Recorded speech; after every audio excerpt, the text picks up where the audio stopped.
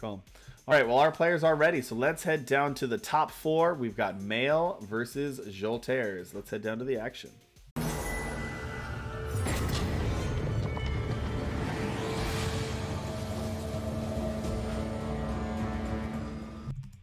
All right, welcome to the semifinals. We've got Male on the bottom of your screen on that sweet Xenan midrange deck, taking on Jolterz at the top of your deck on Vision midrange. So this might be a slog, so let's see.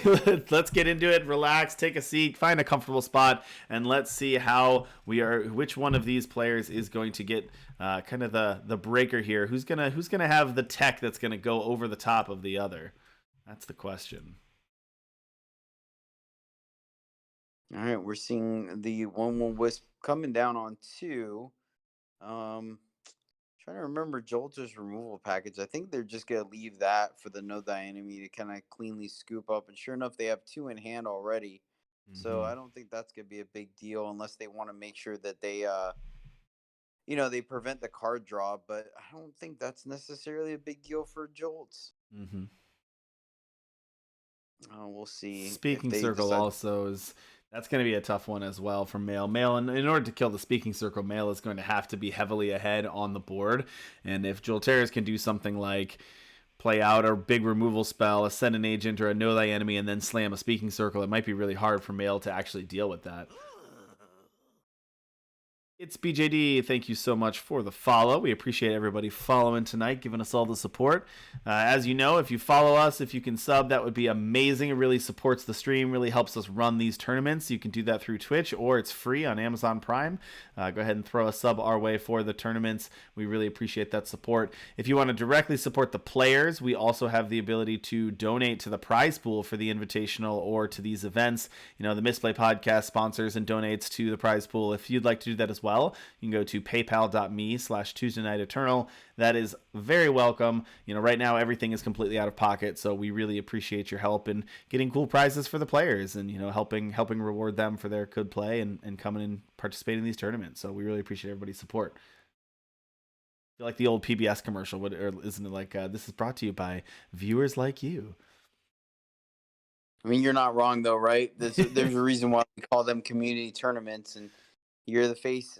You're the face that makes it happen, right? Giving people a pillar to kind of focus their energy towards. And we've seen such a great response from the community as a whole that I think this is definitely something that we needed. And you're doing such a fantastic job of it that I'm glad the community is rallying behind you to continue to grow this.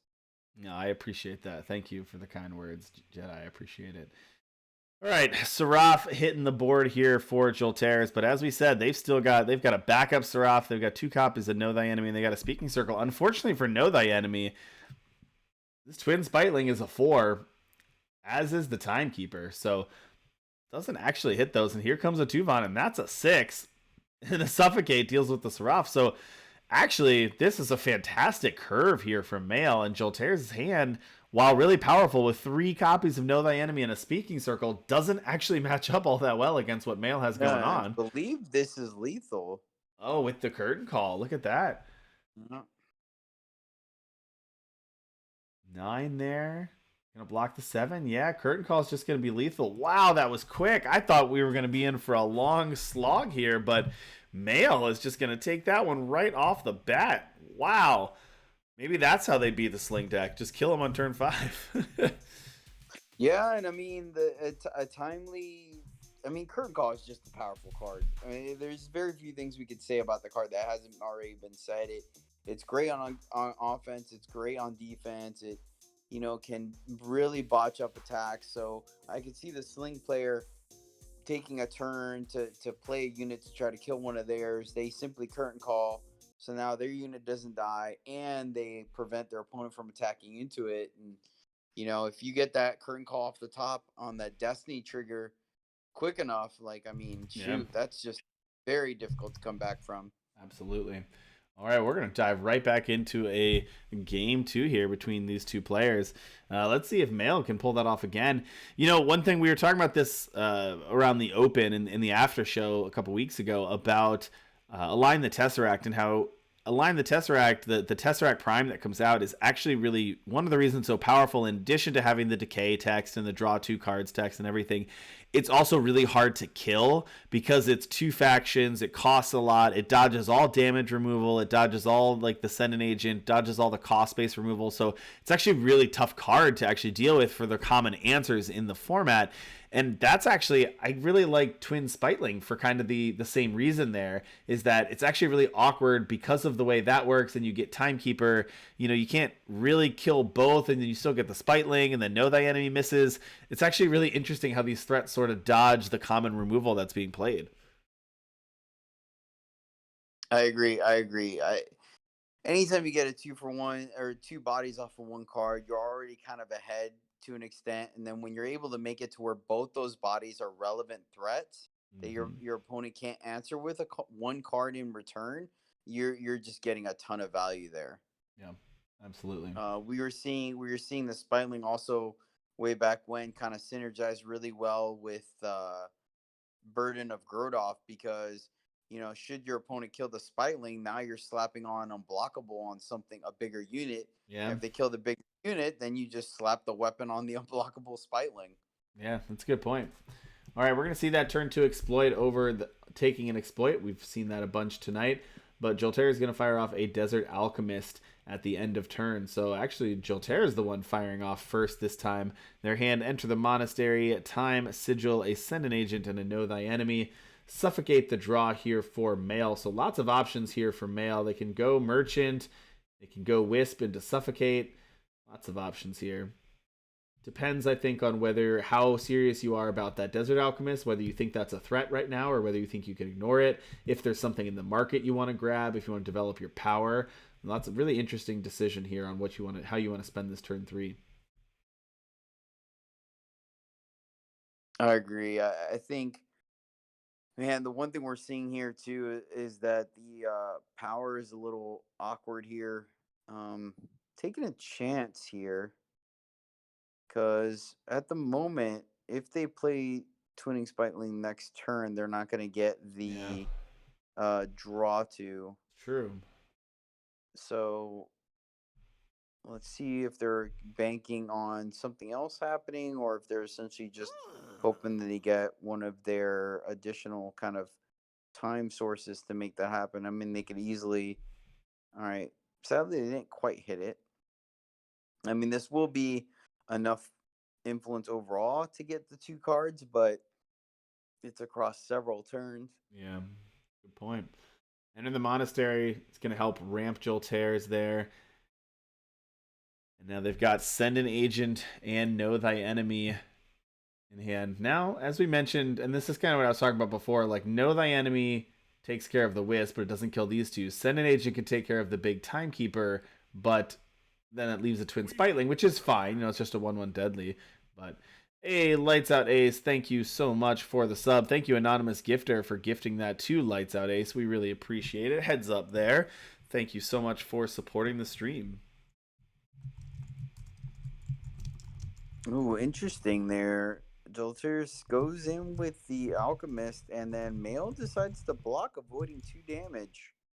But that ends up making it, clearing the way for Know Thy Enemy. Ooh, but Jolterz whiffs on the Amplify. So that was a little bit of luck there for Mail. Yeah, look at that, whiffing on that. That's tough. Yeah, especially when you kind of build your deck to accommodate that. But I guess, sometimes RNG isn't in your favor. All right, Mail gonna go to the market with the Merchant. That Owlhead was a good draw as well.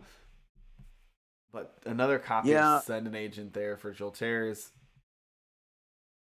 Almost a little awkward. Like, that's one of the things I struggle with decks like this, because since you drew the Owlhead, it's like there is some incentive to play that before you go to the market, to try to, if you do grab that Tuvon, getting the Owlhead trigger on it. But obviously, Mail knowing to go for Silent Hysteria made it kind of irrelevant. Yeah, you're gonna bait this Send an Agent. Send an Agent's gonna take out the Merchant. So I guess Jolterz was kind of playing around the Tuvon from the market. So there's potentially a heads up play for Mail not grabbing the Tuvon. Mm-hmm. Yeah, and a second Allhead is a huge draw there. Oh, but a third Sending Agent, also a huge draw for Jolterz. Although, if I'm going to be the one top decking answers or top decking big threats, I'd rather be the one top decking big threats. But yeah, another Sending Agent Man, there. and the patience there from Jolterz not going after that 5/5. I mean, once again, like right now, I'm putting them. I feel like they think Mail went and grabbed the uh Tuvon from the market, so I think that's why they were holding on that send a market for so long, or send an agent correction. There you go. There's that Tuvon. And now drawing it immediately. I like that too. You draw it immediately with the all head out before they can answer it. So it becomes a 14-14 right off the bat, regardless of what happens to your all head. I like that. Ooh, that silent hysteria is. Oh, hopefully they fire off the hysteria here instead of exploiting, and that looks like what they're going to end up doing there. So solid, man. Mail really piling this deck to some serious success there. Maximum efficiency. Send an agent here. All right, the rare, the rare eternal stack we're seeing here. Attacks, then send an agent, but then the silent hysteria on top of it is going to silence the Roland. So no deadly Valkyries coming out on that. Now it's just a vanilla 1/5. And I tell you what, this this Justice 4 Justice 2 Shadow 1/5 looks a lot worse when it's vanilla. You're not wrong here. I feel like that's the nail in the coffin. I can't imagine a card here that Jolteers can draw to get them out of this. And sure enough, they just draw power, sadly. So the timekeeper would have done it on its own, but we're gonna make sure Wow. with overkill and drop to a 14-14 overwhelm. Wow, Tuvon getting. congratulations. So congratulations to Mail. That was very impressive. The Xenan deck, it was flying under the radar. It was like the weird off the wall deck that we were like, well, we should feature this crazy deck. But yeah, it's putting in work. The Mail made that look easy, that match. So